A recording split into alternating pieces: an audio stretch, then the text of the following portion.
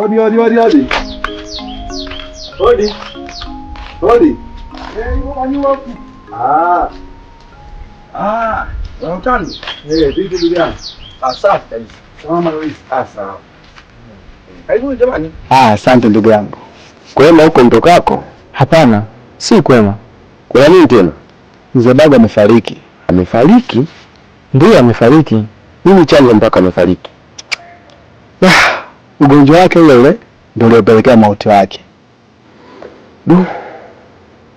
Kwa hiyo taratibu za msiba zinaendeleaje? Sisi hatujapanga taratibu zozote zile. Kwa maana mzee amefariki muda huu.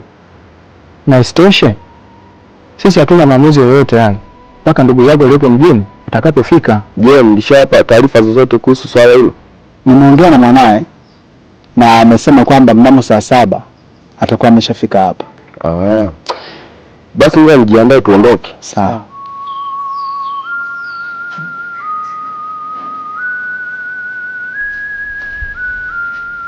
Ondoke.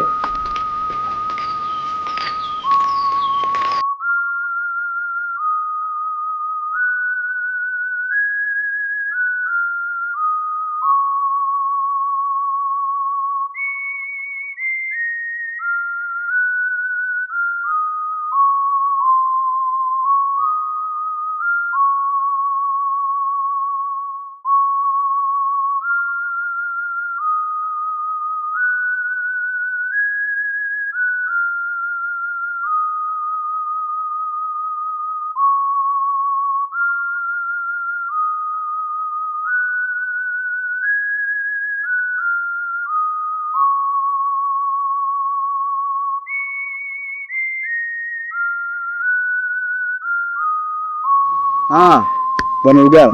Bwana Utando. Sauti. Mheshimiwa Lugala. Ndio. Bwana Lugala. Baada hiyo. Mwenyewe. Naona mmeongozana. Hivi unavyotuona mguu huu. Ulikuwa unakuja nyumbani kwako. Kwangu mimi?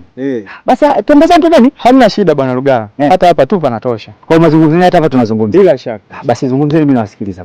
Sisi tulikuwa tumekuja kukupa taarifa ya kwamba mzee Baga amefariki. Mzee Baga amefariki?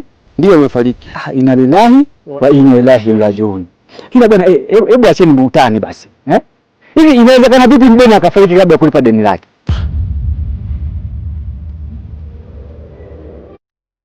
Bwana Lugala, maneno gani haya unazungumza? Hivi kweli ni haki unavyozungumza hivi? Ina maana mjamsikia au? Hivi inawezekana vipi Baga akafariki kabla hajalipa deni lake? Gala.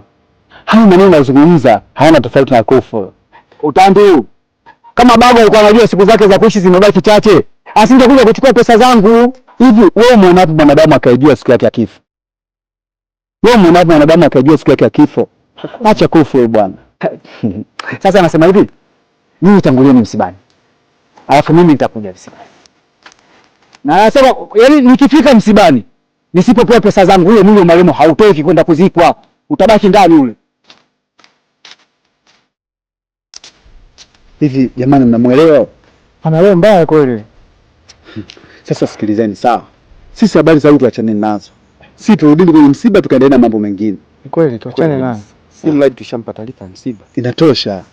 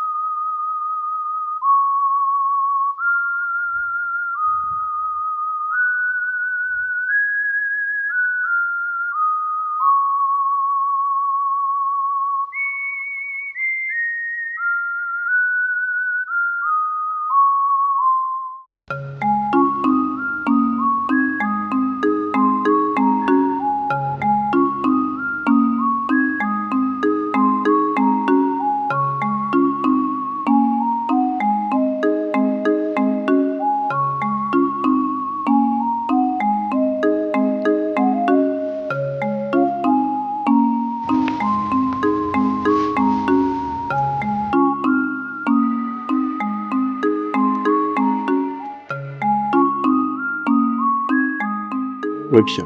Abi. Kwa nini unakula haraka haraka? Nataka niwahi msibani. Sasa ndio ula haraka haraka? Au unataka kumwahi bwana wako kwa msibani?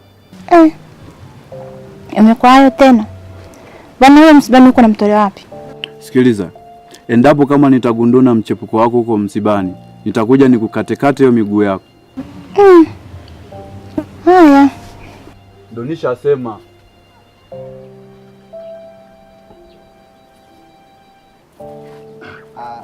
Bwana mtumishi.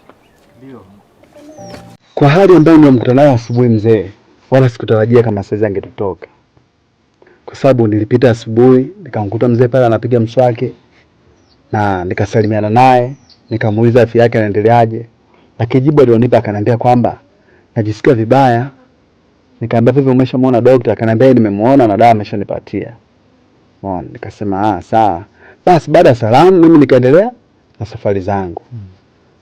Lakini nilipofika nyumbani baada ya nusu saa nikamsikia mwanae wa kike akiwa anapiga kelele akiwa anaomba msaada. Baada ya kusikia anaomba msaada nikasema kuna nini huko? Ngoja niende nikaangalie. Umeona? Baada ya kufika naingia ndani nakuta mzee anakukuruka. Nikasema hiki kitu gani? Nikasema hili tatizo litakuwa kubwa. Ilibidi nitoke mbio nije kuwaita majirani wenzangu. Ndio maana mdogo ukanaona nimefika kwako mbio mbio. Lakini mzee sikufikiria kabisa kama angekutwa na mauti. Kwa hiyo ndio hivyo ndugu yangu. Kiukweli haikuwa riziki. Ndio maana ametutoka kwa wakati huo. Kweli kabisa, hata mimi naamini. Naamini kabisa. Samahani kaka zangu. Bila samani. Unajua wanawake tumeshakuwa wengi sana hapa msibani. Hivyo kama kutoka kuna chochote kitu mtupatie ili tuweze kuandalia wageni wetu anayekuja. Maana tukija kwa aibu kaka zangu. Sawa. Vipi juu ya ndugu zake, umefanya mawasiliano yoyote? Hilo wala halina shaka. Tayari nimeshasema na ndugu zake. Sasa mwanae wa kiume nimeongea naye na amesema kwamba mpaka saa 7 watakuwa wameshatoka Dar es Salaam na kufika hapa. Kuna chochote ambacho umechangia? Kiukweli kabisa bado hatujachangisha. Ila nina mpango wa kukusanya vijana zangu tuingie mtaani kwa ajili ya kuchangisha. Sasa dada Kinoge, inabidi utawaambia wanawake wenzio wawe na subira. Jinsi tunavyofanya mchakato hapa juu ya maandalizi, tutakuja kuwapa taarifa. Sawa kaka zangu. Ngoja nikawape taarifa.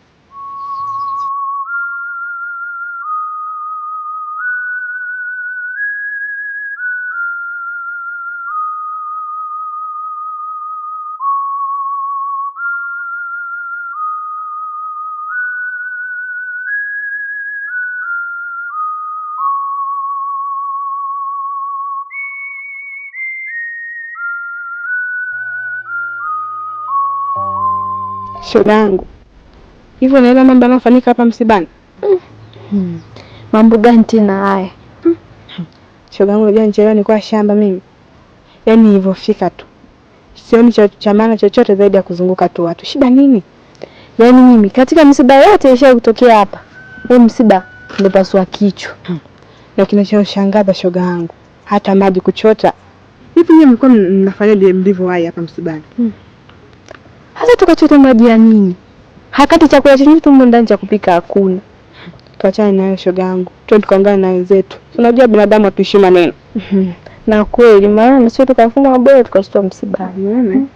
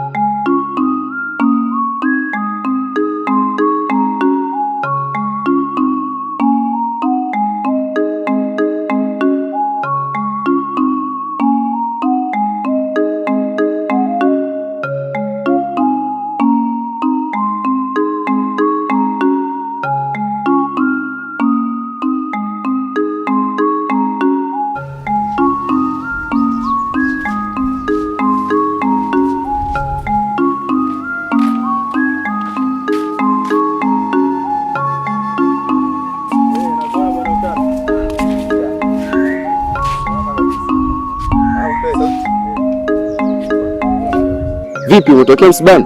Ndiyo, nimetokea msibani. Vipi, ndugu wa marehemu ameshafika? Bado hawajafika, na hata hatufahamu kuwa wamefika wapi, kwa maana hata simu zao tu hazipatikani. Sasa itakuwaje kama mpaka muda huu bado hawajafika? Mimi sielewi, kwa maana nimejaribu kuzungumza na mtumishi, naye ameshauri kuwa tuwasubiri ndugu zake.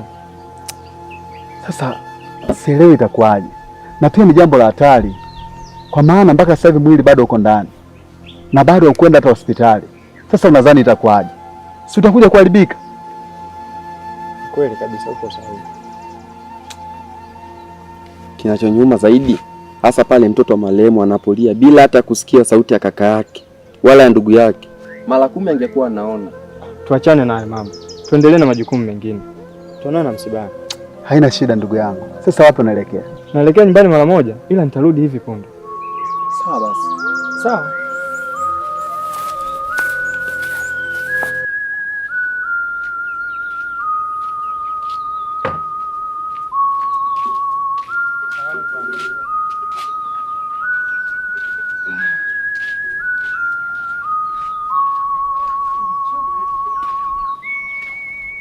Sasa mke wangu, nadhani unafahamu fika kuwa mimi na Hamlati ni marafiki, na pia tumeishi vizuri sana na wazazi wake. Yaani kifupi tumeishi kama ndugu. Ndio nafahamu. Na pia unafahamu kuhusu aibu unaendelea pale msibani, kuhusu wageni kukosa chakula na mahitaji muhimu. Ndio nafahamu yule mwanangu. Sasa basi, kuna ule msemo unaosema ya kwamba ukimwona mwenzio ananyolewa, tia maji nywele zako. Je, unafahamu maana halisi ya msemo huo? Hapana, sifahamu kwa kweli msemo. Sawa.